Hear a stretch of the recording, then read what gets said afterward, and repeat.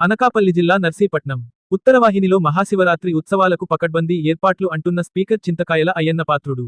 ఉత్తరవాహినిలోకి రవణాపల్లి reservoir నుండి తాజా నీటి విడుదల. అన్నవరం వేద పండితులతో ఘనంగా గంగా హారతి. అధికారులతో సమీక్షా సమావేశం నిర్వహించిన స్పీకర్ అయ్యన్నపాత్రుడు. మహాశివరాత్రి పర్వదినాన్ని పురస్కరించుకుని ఉత్తరవాహిని వరాహనది తీరంలో భక్తులకు ఎలాంటి ఇబ్బందులు కలగకుండా అన్ని శాఖల అధికారులు సమన్వయంతో పనిచేయాలని ఆంధ్రప్రదేశ్ శాసనసభ స్పీకర్ చింతకాయల అయ్యన్నపాత్రుడు ఆదేశించారు. శనివారం ఆయన స్వయంగా క్షేత్రస్థాయిలో పర్యటించి అధికారులతో సమీక్షా సమావేశం నిర్వహించారు. అనంతరం ఏర్పాటు చేసిన విలేకరుల సమావేశంలో స్పీకర్ మాట్లాడుతూ భక్తుల పుణ్యస్నానాల కోసం రవణాపల్లి రిజర్వాయర్ నుండి 2 రోజుల ముందే తాజా నీటిని విడుదల చేయాలని ఇరిగేషన్ శాఖను స్పీకర్ ఆదేశించారు. పాత నీటిని తొలగించి గేట్లు మూసివేసి తగినంత నీటి నిల్వ ఉండేలా చర్యలు తీసుకుంటున్నట్లు తెలిపారు. నది తీరం వద్ద వైద్యులు, నర్సులతో కూడిన ప్రత్యేక వైద్య శిబిరాన్ని, అత్యవసర సేవల కోసం అంబులెన్స్ను అందుబాటులో ఉంచుతున్నామని పేర్కొన్నారు. ఎటువంటి అవాంఛనీయ సంఘటనలు జరగకుండా పోలీసు, ఫైర్ సర్వీస్ శాఖలు పహారా కాస్తాయని స్పీకర్ తెలిపారు. మహిళా భక్తుల కోసం ప్రత్యేక డ్రెస్ చేంజింగ్ రూమ్స్, త్రాగునీరు, పార్కింగ్ సౌకర్యాలను మున్సిపల్ అధికారులు ఏర్పాటు చేస్తున్నారు. ప్రధాన రహదారి నుండి ఉత్తరవాహిని వరకు ఫ్లడ్ లైట్లు ఏర్పాటు చేసి నిరంతర విద్యుత్ సరఫరా ఉండేలా చర్యలు చేపడుతున్నట్లు తెలిపారు. ఈ ఏడాది ఉత్సవాల్లో ప్రత్యేకంగా అన్నవరం దేవస్థానం నుండి 5గురు వేద పండితులను రప్పించి వారి ఆధ్వర్యంలో ఉత్తరవాహినికి అత్యంత వైభవంగా గంగా హారతి ఇప్పించనున్నట్లు వెల్లడించారు. శివరాత్రి జాగరణ అనంతరం తెల్లవారుజామున భక్తుల కోసం అన్నపూర్ణ అక్షయపాత్ర, స్థానిక స్వచ్ఛంద సంస్థల సహకారంతో ఉచిత అల్పాహారం అందించేందుకు ఏర్పాట్లు చేస్తున్నట్లు తెలిపారు. ఈ కార్యక్రమంలో market yard committee chairman Gavireddy Venkataramana, Durga Malleswari ఆలయ చైర్మన్ నాగేంద్రరాజు, మాజీ మున్సిపల్ చైర్మన్ ఆదిలక్ష్మి, రవణాపల్లి నీటి సంఘం చైర్మన్ రుత్తల రాజేశ్వరరావు, ఆర్డీఓ వివి రమణ, తహశీల్దార్ రామారావు, మున్సిపల్ కమిషనర్ సురేంద్ర, పట్టణ సిఐ గపూర్, ఇరిగేషన్ మరియు ఎలక్ట్రికల్ శాఖల ఉన్నతాధికారులతో పాటు స్థానిక నాయకులు పాల్గొన్నారు. నమస్కారం అండి. శివరాత్రి సందర్భంగా, మరి శివరాత్రి అంటే మీకు తెలుసు, శివుడికి ఇష్టమైన రోజు, పవిత్రమైన రోజు. మన హిందువులందరికీ కూడా ఇది ఒక పండగలా చేసుకునే రోజు. ముఖ్యంగా మహిళలు ఎక్కువగా పాల్గొనేటువంటి కార్యక్రమం ఈ కార్యక్రమం. అంచేత మనం ఈ ఉత్తరవాహిని చాలా పవిత్రమైన ప్లేస్ కాబట్టి, స్థలం కాబట్టి ఇక్కడే చాలామంది నాకు తెలిసిన గురించి కూడా శివరాత్రి జాగరణ ముందు ఉదయమే వచ్చి ఇక్కడ స్నానాలు చేసి మరి జాగరాలు చేసి పూజలు చేసుకోవడం మాకు మొదటి నుంచి చూస్తున్న ఆనవాయితీ. అంచేత భక్తులు చాలామంది వస్తుంటారు చాలా ప్రాంతాల నుంచి ఉత్తరవాహినికి, మన ఉత్తరానికి.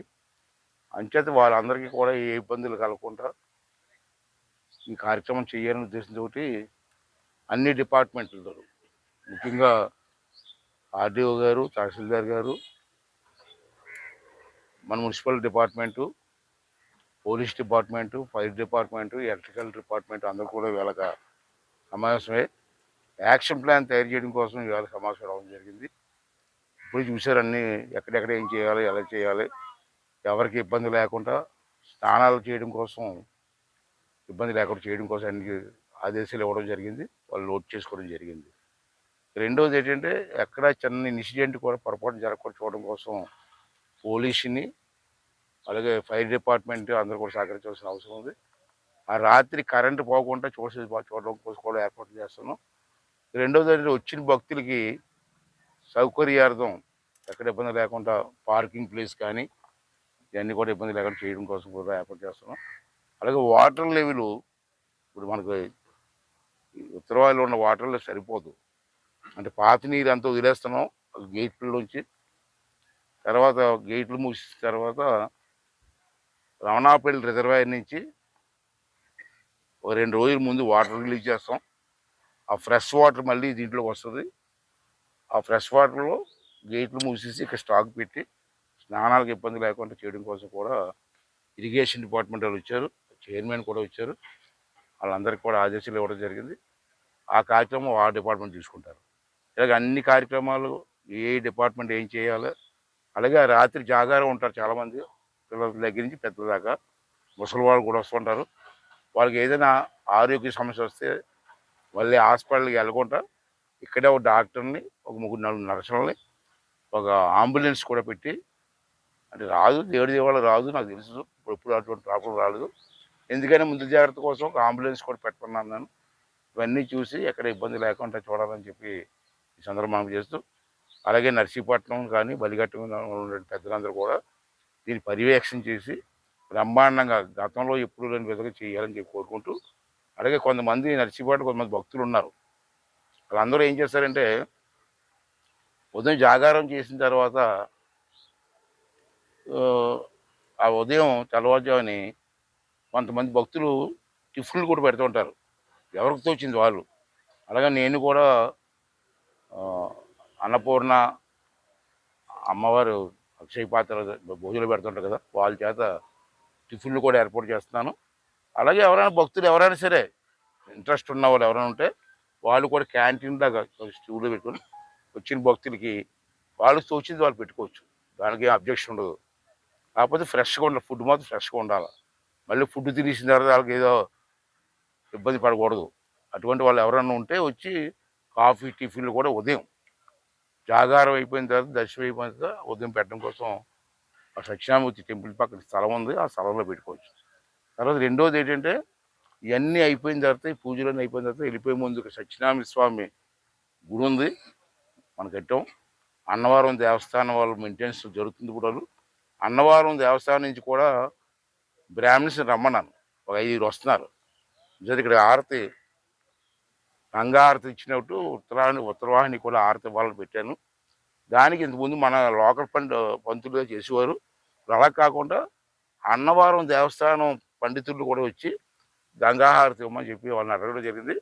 వాళ్ళు కూడా 5 వస్తున్నారు ఆ సాయంత్రం హారతి ఇవ్వడానికి. ఇటువంటి మంచి కార్యక్రమాలు పెడతాం కాబట్టి అందరూ వచ్చి ఈ కార్యక్రమంలో పాల్గొని ఆ పరమేశ్వరునితో ఆశీర్వాదం తీసుకోవాలని చెప్పి కోరుకుంటున్నాను అందరినీ కూడా. అయితే అందరినీ కోరేది ఏంటంటే క్రమశిక్షణతో, ఇదే మెయిన్ రోడ్డుకి లోపల ఉంది కాబట్టి చీకటిగా ఉంటుంది కాబట్టి రోడ్డు అంతా కూడా లైటింగ్ పెడుతున్నాం, హెడ్ లైట్స్ ట్యూబ్ లైట్లు పెడుతున్నాం. ఎవరికి ఇబ్బంది లేకుండా ట్రాఫిక్ కూడా ఇబ్బంది, రోడ్ల మీదుగా ట్రాఫిక్ కూడా ఇబ్బంది లేకుండా చేయాలని చెప్పి ప్రతి ఒక్కరిని కోరుకుంటూ, అలాగే బలిఘట్టం నర్సీపట్నం సంబంధించిన నాయకులందరూ కూడా వచ్చి మరి ఈ కార్యక్రమాన్ని విజయవంతం చేయాలని చెప్పి ప్రతి వారిని కోరుకుంటున్నాను. ఇలా ప్రెస్ వారు కూడా ఇంకా మనకు టైం ఉంది, 15 వరకు టైం ఉంది. కొంచెం పబ్లిసిటీ ఇచ్చి సోషల్ మీడియాలో కానీ మన మీడియాలో కానీ పేపర్ ద్వారా కానీ కొంచెం మనం ఈ ఏర్పాటు అని చెప్పగలిగితే ఆడవాళ్ళు ఎక్కువగా దీంట్లో పాల్గొంటారు కాబట్టి వాళ్ళకి అనుకూలంగా పబ్లిసిటీ కూడా చేయవలసిన అవసరం ఉంది. దానికి మీ ప్రెస్ వాళ్ళు కూడా అందరూ కూడా సహకరించవలసిన అవసరం ఉందని చెప్పి ఈ సందర్భం మనం చేస్తాను. ఇప్పుడు 5-6 డిపార్ట్మెంట్లు వచ్చారు, వాళ్ళు కూడా రిక్వెస్ట్ చేసేది ఏంటంటే మీరు రోజు ఏదో కార్యక్రమం చేస్తూ ఉంటారు, నాకు తెలుసు కాదంటలే, కానీ ఇది ప్రత్యేకమైన కార్యక్రమం కాబట్టి ప్రత్యేకంగా శ్రద్ధ తీసుకొని ఎవరికి ఇబ్బంది లేకుండా కరెంట్ కానీ వాటర్ కానీ డ్రింకింగ్ వాటర్ కానీ ఆడవాళ్ళు స్నానం చేసిన తర్వాత బట్టలు మార్చుకోవడానికి షెల్టర్స్ కానీ అన్నీ కూడా ఎక్కడ ఇబ్బంది లేకుండా చేయాలని చెప్పి నేను అందరినీ కోరుకుంటూ ఇది విజయవంతం చేయాలని ప్రజలందరూ కూడా భక్తితో పాల్గొని ఆ స్వామి ఆశీర్వాదం పొందాలని చెప్పి కోరుకుంటూ అందరూ సహకారం మరి ఇవ్వాలని చెప్పి ప్రతివాడిని కోరుకుంటున్నానండి. Thank you.